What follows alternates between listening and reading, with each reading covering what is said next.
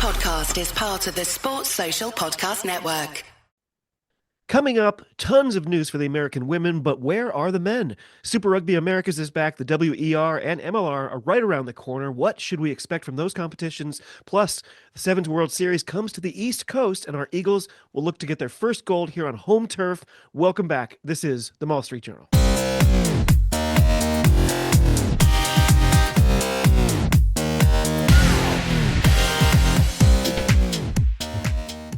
Hello and welcome to the Maul Street Journal, the podcast that brings you all the latest news and reviews for all things American rugby. We are part of the Global Gainline Network and can be found on all your usual platforms, including YouTube, Spotify, and iTunes. So if you haven't already, give us a like or a subscribe, tell a couple of friends about us, or if you really want to help us out, send us each a vintage Les Paul signed by Talia Brody. This is episode 21. Thank you for joining us. I'm your host for today, David Lawrence. I'm here once again with Kolya. Kolya, tell us, is it official? Did you survive February? I did survive February. For those who aren't teachers, February is hell month. Like, we have things like President's Day and such, but the rest of it, it's when all the standardized testing is starting up again. It's normally a very dreary month, so the kids are just bursting at the seams. Yes, my partner lives the life. I'm immediately adjacent to the suffering. Not to mention the ridiculous winter we've had here. But just in the last 2 days, it's almost completely flushed out. It's just been incredible. So I'm done complaining at least about that for at least, a few minutes. Rugby Julia can't be here with us this evening. She's unfortunately crossed codes and is playing for the Gillaroos down in Australia. But I imagine we'll see her again soon when she inevitably switches back. Well, as I say, it's been a while, but things have been pretty quiet on the American rugby front until just recently. Got a number of things to look at today. As always, we do like to start with some news. Kolya, what have you got for us today? So I've got a lot of stuff. I'll mainly from MLR, but I'll start with WER. If you remember last year, there was a whole thing with WER and its broadcast partner starting with DAZN and then that dropping DAZN. out. Now, WER has announced that they have a new broadcast partner, the Women's Sports Network, that will be streaming all of their games. I believe for free. I think it's a you sign up thing. Yeah, or from what I see, it seems to be on a bunch of like things like Roku or Fire TV. You go to the little live events thing from them, and then they show it. Oh, interesting. So it's not something you sign up for. It's just kind of there. Oh, Like it's part of Tubi, it's part of Roku, it's part of Amazon Fire TV. You click the live events thing and you just look. that's pretty awesome. Yeah. And frankly, it couldn't possibly be worse than last year. Yeah. Yes. I'm really excited. The Banshees are playing right near me again. I'm probably going to get to it. 3 games is my goal this year. It seems like a spread out season, but maybe it's just my imagination. What else Yeah. do you got? The other bit of WER news is I don't think they had made this official until about a month ago of them moving to this new format for where the schedule is. Mm. And or in order to set it up with the international season. That is the reason they've given for why they've moved it. Hmm. Rugby needs to just stop juggling the schedules. It's every single year they say, "Oh, there's no room for another event," and then they move all the events. Yes. Next, going into MLR, the biggest news is that the MLR and the Players Union have signed a collective bargaining agreement for this season. Yep. Seeing a lot of positive press about it. Yes, seeing positive press. What will actually come of it? Who knows? But being that that other struggling to semi-struggling leagues in the US are currently having arguments over collective bargaining. For example, USL, the second tier of soccer in the US, is on the verge of strike action. Really? Yeah. Yeah, and all of their kickoffs were delayed a minute in protest this past weekend. Wow. Interesting. Huh. So, I'm seeing good things on both sides with this, and it's funny too because the salaries in the MLR are pretty minuscule, and most of these players that it's very lucky that the NPC dovetails perfectly with the MLR season because a lot of these players immediately leave here after their last week in the MLR, and then they're in New Zealand for the next whatever it is 4 months, so they can actually make a living. Um, but yeah, when a league is struggling, who knows? It's funny. So my pal Phil, he does a show called the Jacks Rangers Show. It's like a Free Jacks dedicated podcast, and he likes to do fundraisers and things. As American sports fans, it's hard to imagine that the players need fundraisers, but they really do. So I helped him out on this past week. He did a 12-hour live broadcast from the Free Jacks headquarters, the building they call the Mint. It was really cool. Players, fans, coaches, staff. I ran a little trivia contest there and stuff. And basically, the idea is to raise money to get things like toilet paper and the things they're going to need in the apartment that they've never seen before when they get here. And so, anyway, it's an interesting place the league's in right now. yes, I'm hopeful that it means that something like the Gilgronis can't happen again. Yes. I'm told they immediately took aggressive action to ensure that, but then again, the Yeah, folding, yeah, anyway. yeah, yeah. Then, in more positive MLR news, MLR for the first time has actually announced its championship before the season starts. That's right. Championship game will be played in Chicago on June 21st. Oh, back to Chicago. Yes, back to It, Chicago. it's a really good venue. I was there for the final against Seattle. No, San Diego rather. And it was a great experience. Mhm.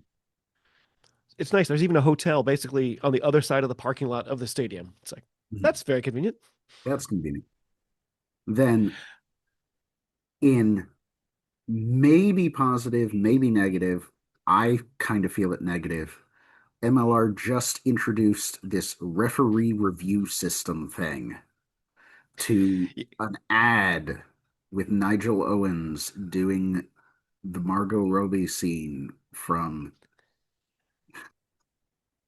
that movie whose name just disappeared. Who would have known that he was available? Yeah. And If and if he's his allowed to be whole in thing his about barn while the camera's communication. running, he will do anything. Yes, yes. Like I love the guy. I when I was living in Wales, I got part of my ref accreditation system through him, Really? ref accreditation through him. How so? Did you get to meet him? Yeah, yeah. Yeah, he was there for like the first hour. He had videos to shoot, man. Yeah. No, I love him too. It's in retrospect, people have. It seems like it has slowly dawned on people that he might not have been as acutely aware of all the laws of rugby as most officials are Yeah. expected to be. Yeah. Yeah. But this referee review system has or is basically something that MLR has come up with to replace the TMO. And it doesn't make it incredibly clear in the press release what exactly it is. But if you go to a website connected to MLR, it gives you a PDF. And I'm going to read from you or Oh to you no! this PDF, Please, not the whole thing. not the whole thing, that there are three key roles in this referee review system: the on field referee team, the in stadium replay operator, who is, quote, a neutral league certified sports code analyst with appropriate game understanding, officiating experience, and law knowledge, and a match review coordinator who is there for, quote, oversight. And there are two types of referrals: the referee initiated review, which is from the on field team, where they can request a review on, quote, uncertain incidents, and they can only review within the scope of this protocol, or a team challenge, and teams will apparently have two challenges per game with flag and everything, I think. with flag, and, quote, where a team believes a clear and obvious infringement may have occurred, aspects of play in the following laws may be reviewed within, quote, two phases of play. Only And two then phases of play. there's a And diagram. then and then it lists a bunch of laws that this can fit under. Law 8, 10, 14, 15, 16, 18, 19, 21, 20, 11, and 18. And then another thing where foul play could be reviewed at any stage of the game between the last restart and before play restarts again. Well, if the goal was to add several layers of complexity, Yeah. nailed So, it. so basically what I think MLR is going for is they don't want a TMO coming in several phases after the incident and stopping things. Mm, But I fear is going to happen, what I fear is going to happen is that some off the ball stuff is going to get completely missed. mm, And because there's no longer a TMO watching things back, because how a TMO works in MLR, it might work differently elsewhere, but how it's been explained to me, how the TMO works in MLR is that they have a bunch of different feeds that are basically on a 3-second tape delay, mm. and that they're watching that 3-second tape delay while play is going on.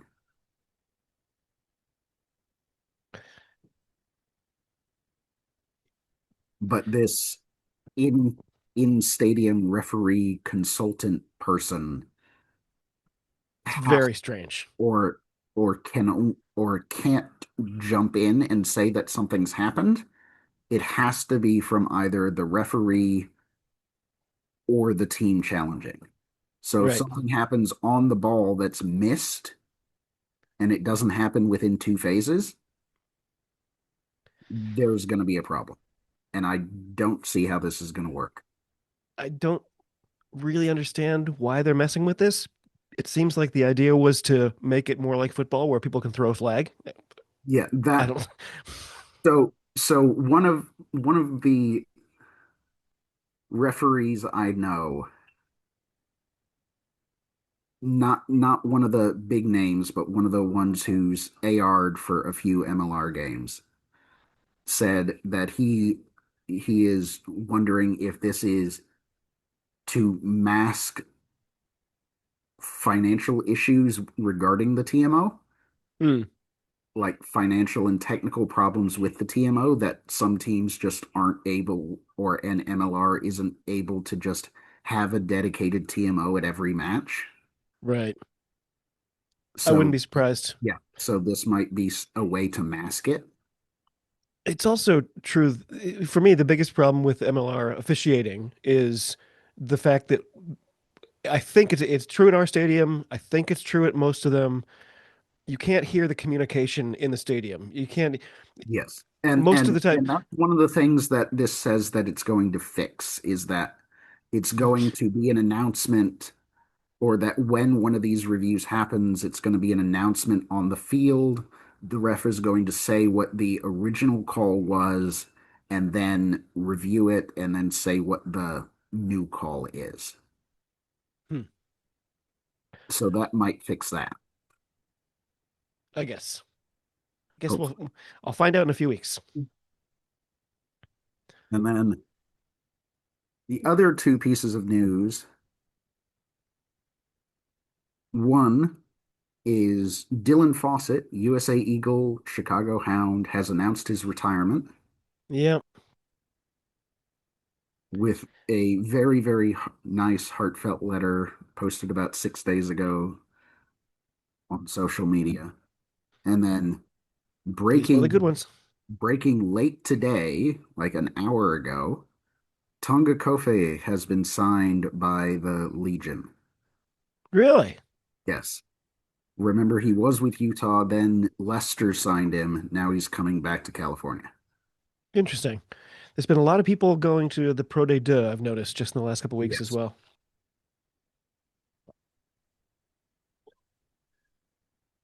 Let's see. I actually had one little bit of news as well. The Men's Rugby World Cup for 2027 in Australia has already sold over 750,000 tickets. Canada, Chile, and the USA are among the top 10 purchasing nations. So it's nice to see some, enthusiasm building here in North America. Yeah, that is good to hear.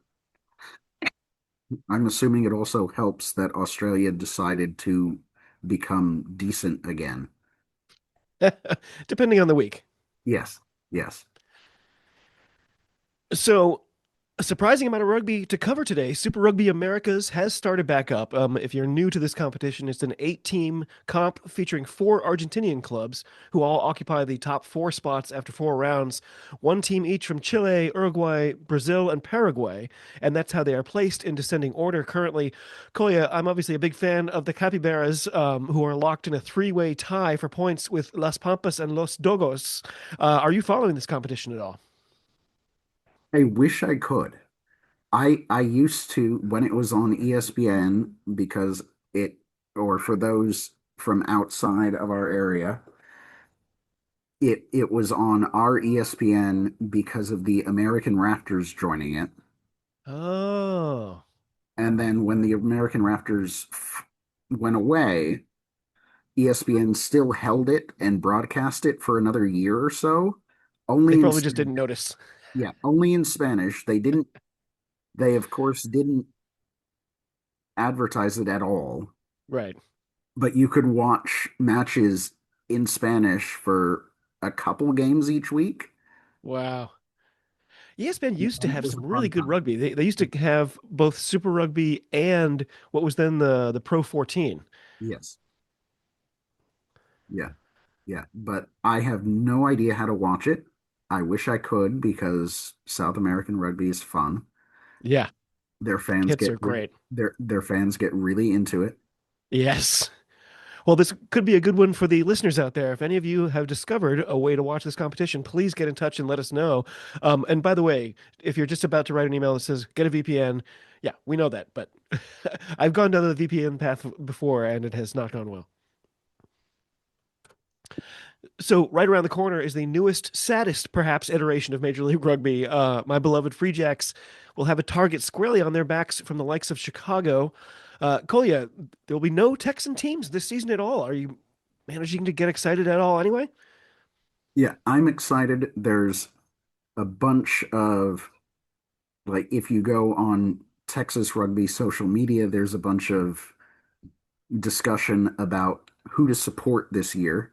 Ah, And a lot of it falls into either Chicago, because that seems to be where the smart money is to get rid of the Free Jacks as the reigning champions, or just follow where the former Texas players are.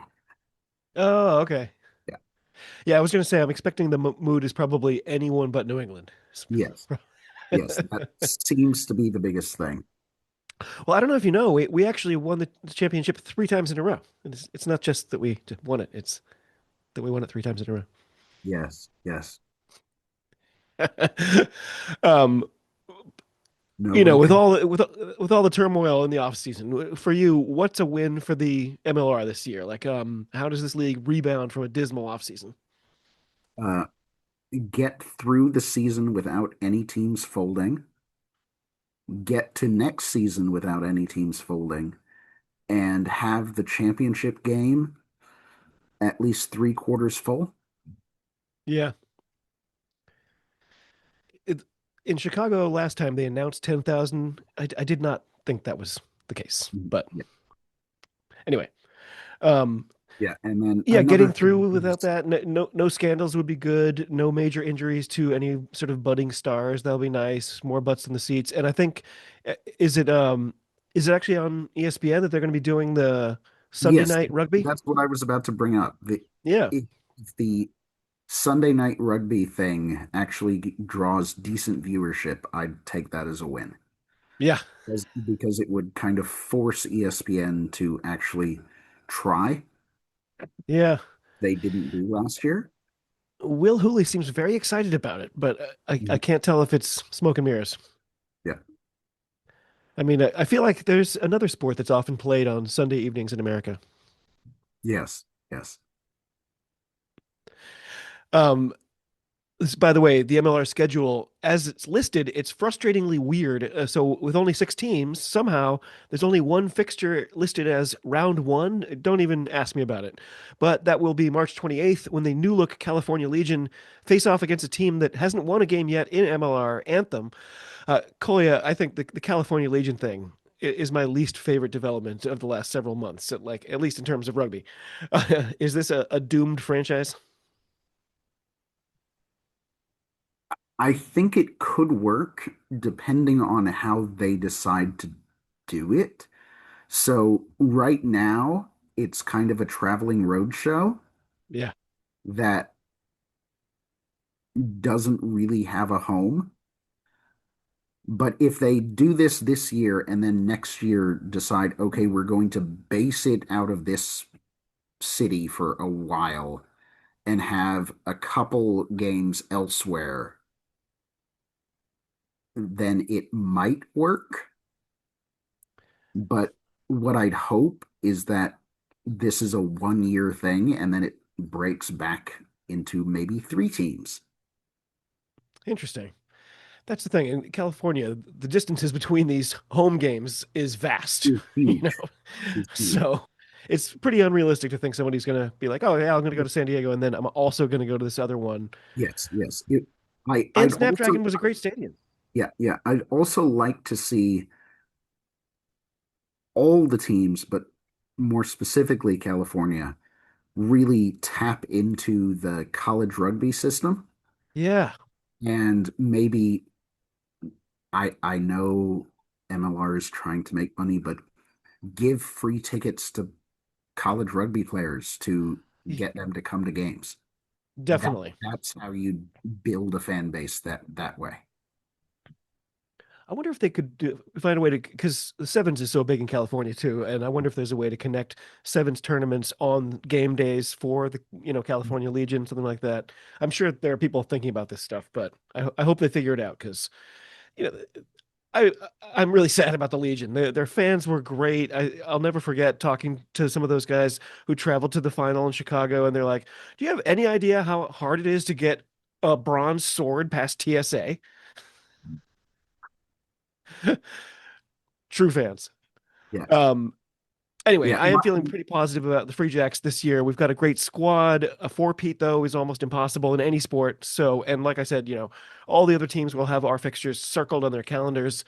We don't have to deal with a weird Tuesday game this season. We don't even have a night game, which I like. I don't know. I'm actually pretty excited. Yeah. I think I'm gonna support Chicago, but I also like what Seattle's doing with their social media and their fan engagement. They've been connecting with the other teams in the area, Yep, like the other professional teams in the area, absolutely. doing The all Free Jacks sorts have of done stuff that with with limited success. Seattle, I think, is better at it. Yeah, if I wasn't a Free Jacks fan, I would definitely be a Seawolves fan. They, them. like you said, the great social media. What's his name? Rucky the Seawolf. Yeah. He'll write you back if you send him messages and stuff. And yeah, they do it They right. definitely have They're the coolest mascot in MLR now that the Jackals are gone. yeah. Damn. The, those two Texas teams losing. Dallas had just gotten really good. Houston had just gotten really good. I feel most for those fans. Like, Yeah. if Anthem went away, people would be like, "What?" But Sabercats make it to a final and then disappear. That sucks. Yeah. Anyway, speaking of our domestic game, the WER is also on the cusp of a triumphant return. In fearful symmetry, all six of our inaugural teams are back. Denver put the rest of this competition to shame last year. Kolya, are you kind of expecting more of the same? Like my Banshees, I guess, should be in the running once again, but Denver Onyx, like if their squad remains even mostly intact, they should be a total powerhouse again. I'm I'm predicting Denver to win it all again. I I have been, or I have a few friends in the Denver area, and I've been pushing the Onyx on them. And some of them have said that they're planning to go see a game. Others are still looking into it. Yeah, But it is like Denver's a really good sporting city. Like they support the Rockies of all teams. yeah. Like despite them just For a while, the Rockies were like, "Come see our games." Like the atmosphere is really thin, so the home runs will go really far. yes, It's like, yes, okay, yes. But Denver winning the first year really kind of helps with that of yeah, showing, hey, we're part of this winning ethos in the city. yeah. They're good on social media. They're an exciting squad. They play a really exciting brand. They're Yeah, explosive, and they pretty much kicked everyone's butt. yes. Yeah. What Uh, I want to see though is closer games. yeah, yeah, that'll be nice. I think that's inevitable that will come. That's Yeah. like that's the reason I've never gotten into college football. Even when I was like watching a lot of the NFL, I have such a bad neck. Like I'm like, oh, this college football matchup looks great, and then it's 7-63 at halftime, and I'm like, nope, not watching this. The rest of this. That's like Denver Onyx games have a possibility to go to that kind of thing. Yes. Yes. Um, I went and really tried to find some compelling stats or storylines, though, and I was unable to do so. So, Kolya, as a coach and a person who can influence the next generation of rugby players and fans, can you maybe steer a few of them towards like website development and communications? Like this competition, it seems again mired in deafening silence. What can they and we do to get the word out? So WER generally does a good job promoting, or at least their players do a good job promoting themselves. Yeah, I think it would be helpful if friend of the pod, Alona Mar, could go and maybe show up to a training with one of the teams. Like she was at a Celtic Challenge match last week. really, Yeah. She was at the Clovers Wolfhounds match. really. Yeah. Oh man, how many people showed up? Was it announced? I don't know. Wow.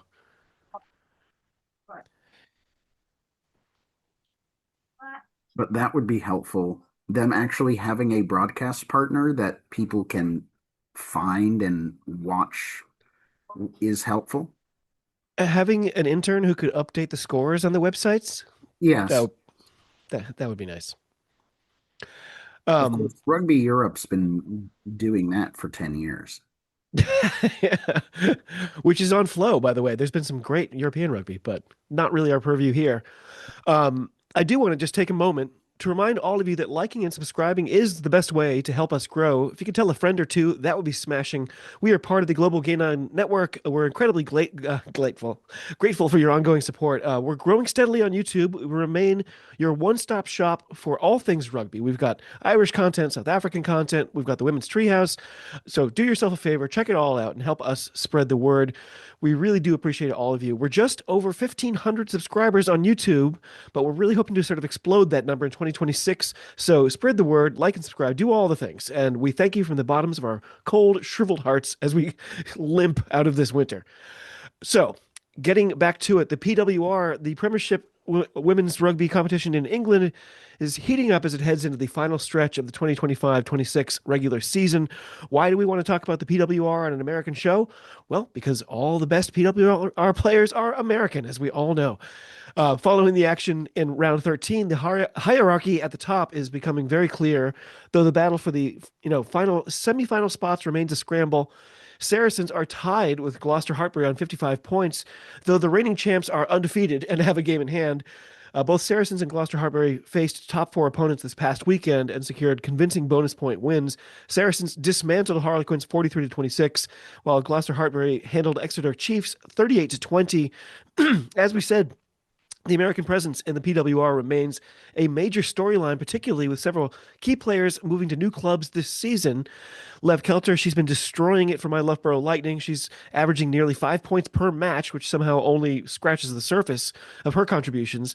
Erica Gerald Cersei, she's been a revelation at Sale Sharks. This weekend, she scored a 65th minute try that essentially broke the game open for Sale, leading them to a 31 to 29 victory. Kolya, you've followed this competition pretty closely. What are your thoughts as we head into the home stretch? Erica Gerald Cersei is a phenomenon right now.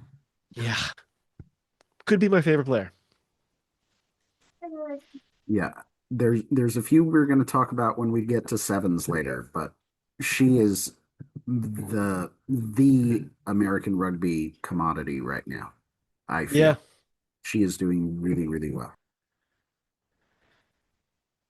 So if we glance over at the international stage, I honestly can't find a whiff of any fixtures for our men in the foreseeable future. Am I missing anything? Is there like a secret website I haven't found? I haven't seen anything. I heard noise about there being a women's match on the same day as a men's match, but I Oh can't find yeah. it right now. And don't we go to Scotland again this summer or something? Maybe not. Um, anyway, again, another plea to the listeners. If you happen to have insights that we don't, we would love to hear about it. Just get in touch. It's really easy.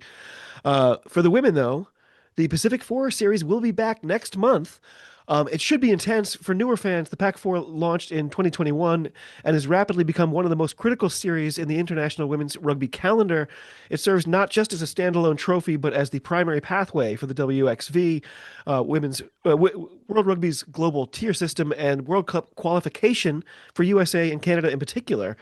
Out of the 5 iterations we've seen thus far, the Black Ferns of New Zealand have won 3, Canada have won 2, and our Eagles and the Wallabies are still hunting for that first crown. Kolya, Canada are the highest ranked team coming into the 2026 Pac 4, immediately followed by New Zealand. And don't look now, but Australia are only ranked one place higher than the USA. What are your thoughts as we head into this tournament? There's potential for a lot of upheaval in the rankings. Do you see any shakeups on the horizon?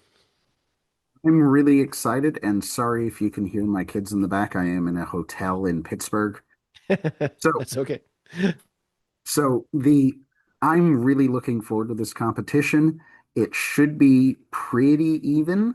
I want to see what our new coaching staff does with the team because remember that happened after the World Cup, and this would be the first time we've seen this new system. So I'm It's looking true. forward to that. I'm looking forward to seeing Canada. I want to see how New Zealand especially bounces back Yeah. because not even getting to the final is not going to make them happy. No. After a crazy weekend in the men's Six Nations, one upset can completely turn this tournament on its head especially with just 4 teams. Yeah, One upset could really change the complexion. yeah. And then I want to see, and this has very little to do actually with rugby. I want to see an explanation of the little opening sequence for the Pac 4 Oh, because it makes the no sense. animated Poseidon-like gods and Yes, stuff. yes. Why is Poseidon there? Are we Poseidon? Because the other ones seem connected with a team. Oh yeah. And I then hadn't there's even thought of that. Poseidon. Are you saying we need to add Greece to this competition? I think that's what they're saying. I honestly hadn't even thought of that. Oh, by the way, I've been saying for a while, like the idea that they're like, we want to have these four teams play. What connects them? Oh, yeah, this giant ocean. It's like, yeah, I guess technically they are all touching the Pacific Ocean, but they're not in the same hemisphere. Yes. They could just call it the Earth Four. Yes. Boy, the Poseidon thing is really funny. I wonder if, I mean, that was last year. I don't know if they're going to do it every time. So Yeah. there could be somebody scrambling at his computer right now. Go, oh crap! Why did I make a Poseidon? Got to change the trident to something else. Yeah. Um, I am happy to sort of finish up on some good news. Our Eagles have been doing very well in the new Sevens series, both for our men and our women. By the way, anyone who missed it, the Sevens 2 series from Nairobi this weekend was incredibly exciting, and our men did really, really well. Germany kind of pooped in the punch bowl a little bit for us. Otherwise, we could have taken home the trophy, but it was still, woo, anytime you can see Kenyan rugby, I strongly encourage it. Um, Uh, can However, I can I ask, yeah, yeah, does the sevens two format make any sense to you? Because to it me it did. doesn't. Yeah, it kind of does.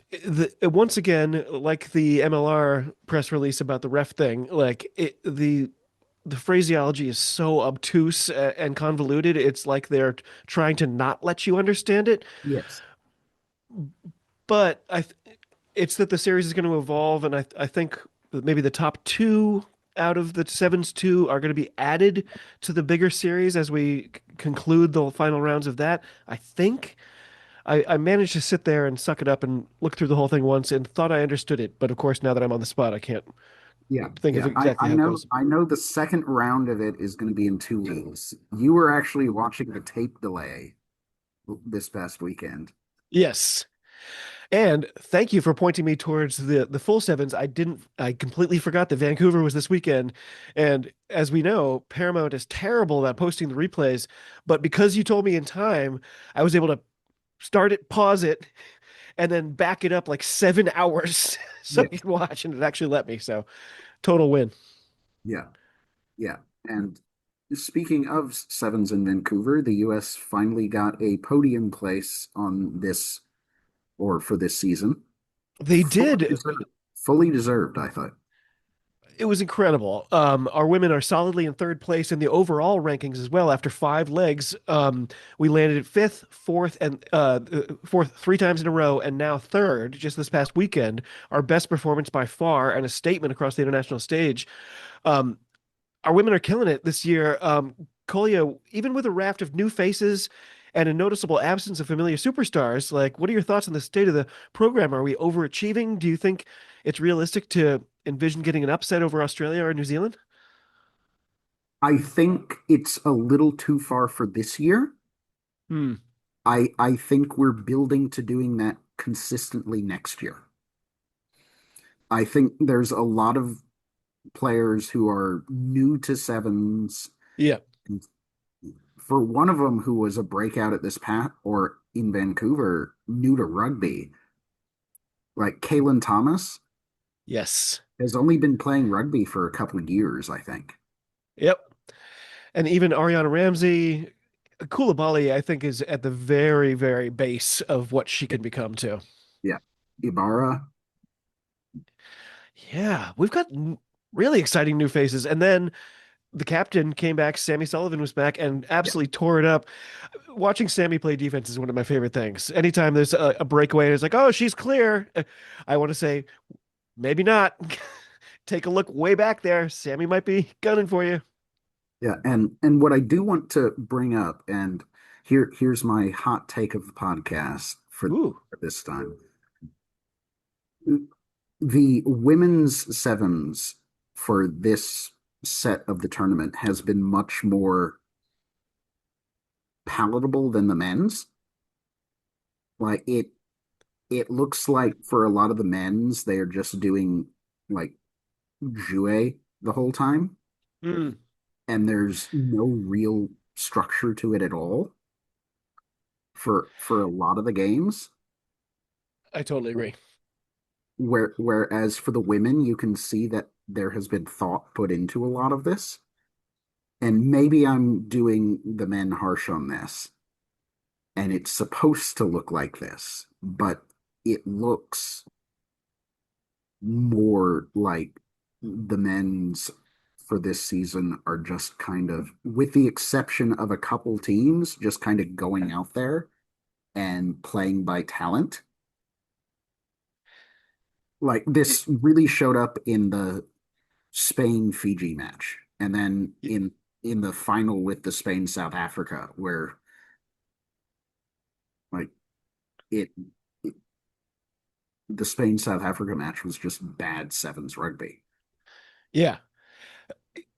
I'm kind of glad you mentioned this because I totally agree, and I've never been able to put my finger on why. I like women's sevens so much more than the men's sevens. I'll watch both, but Mm. if I'm going to be skipping matches here and there, it's always going to be the men's matches. It's kind of the same with tennis. I prefer women's tennis to men's tennis, and once again, I couldn't give you a list of 5 reasons why. It's just a feeling. Mhm. Yeah, But these and Eagles are special. I love. I was worried with the absence of a lot of people. I was thinking, uh-oh, this could be, a rebuilding year or something like that. And it doesn't look like it. It looks like we're, or if it is, we're rebuilding at a great rate because every yeah, week pretty much is getting better. this isn't a rebuilding year. This is a building year, is Yeah. what I'm saying. Like, like it doesn't look like, or it looks kind of more like we're reloading and getting ready Yeah. than starting from scratch. It's funny. I don't know how closely you follow, like Six Nations, the squad, the overall squad that Galtier picked for France, leaving out a lot of really key names. People were really scratching their heads, and now all of a sudden there's this consensus that, oh, he cracked the code. He's figured out how to have ultimate depth because he can be without these big names and still be one of the best teams in the entire world. And having three people at every position who are at the top is just an invincible place to be. I like the idea. I think part, or I think part of the problem with that was seen this past weekend where Scotland kind of demolished them. The scoreline did not reflect that match. Mm, it did not. Though, things just happen. Scotland had their absolute A game and France had an off day. It happens. Yeah. Anyway, the next leg of the Sevens World Series comes to quote New York unquote for the first time. It's just in a few days. I'm thrilled to say that I'm going to be there. It'll be my first big Sevens live event. I'm completely stoked. I have a a specific thing I'm going to be wearing on day two that I think I'm going to go ahead and guarantee will get the camera to find me. I'm not even going to describe it because you're going to be like, there he is. Yeah. Yeah. I'm also hoping to Hopefully chat it with Sammy shows up. Sullivan again soon. Yeah. Hopefully it shows up. Maybe they'll interview you. Like, who's this idiot? Kolya, it's been too long. I love getting the chance to chat USA Rugby once again, and to have some positives to talk about before we call a full lid. Any grassroots rugby you've got for us this week? So I've got two things. One from a little ways back in early February, a bunch of people in the Houston area got together for an investor meeting in order to drum up support for possibly bringing back a team to Houston. All Ooh, accounts, it went well. From all accounts I heard afterwards, it went well. I don't think anything's going to happen for next year, but maybe in a couple of years. I'm curious if because there's got to be historic precedent for this. If there's a team in a city and then the team goes kapoof, and all those fans who've purchased the merch and have gone to the games and put their hearts into it, those fans are crushed.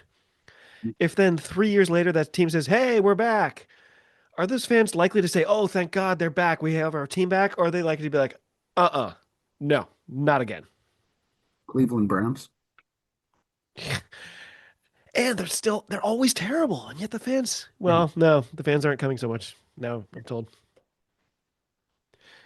But Deshaun Watson's going to be on the roster again next year. So what could possibly go wrong?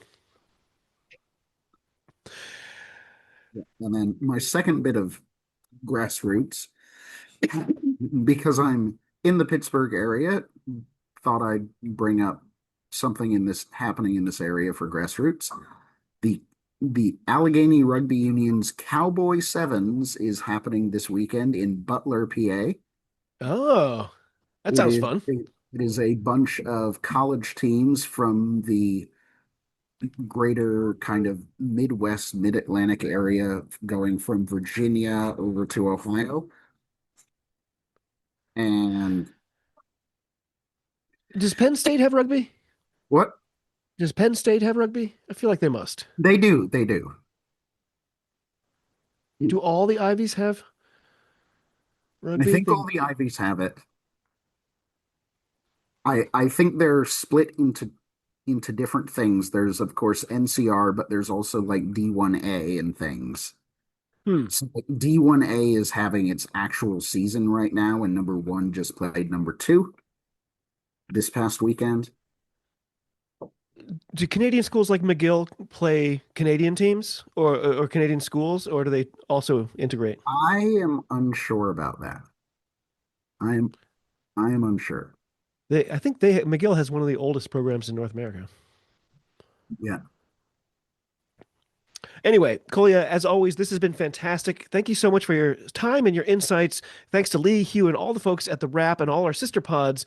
Until next time, from all of us here at the Maul Street Journal, cheers. Thanks to you all, and be well.